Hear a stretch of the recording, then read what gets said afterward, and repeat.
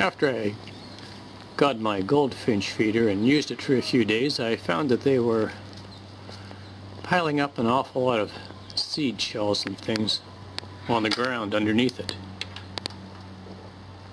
And I thought I didn't want that in my garden. So I thought, how can I fix this?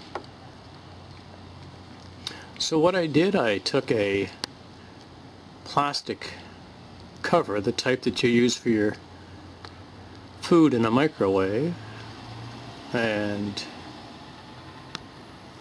I took a piece of coat hanger there and put it through this cover, this lid, turn the lid upside down, put this coat hanger wire through it, and then right through the black plastic perch, like that. And then to keep this tray nice and flat and stable when the birds sit on it, I put a piece of threaded rod through it and bolted it to it with a nut and washer on the inside and outside of the tray. And then on the bottom of the threaded rod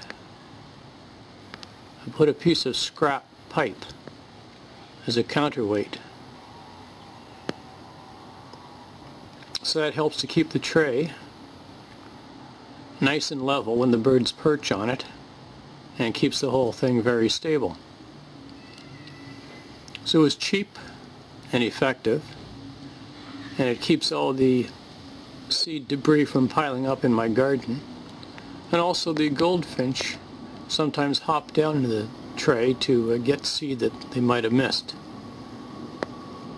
So if you're having problems with all kinds of seed debris piling up under your niger seed feeder, consider doing that. And good luck to you, and have a great day.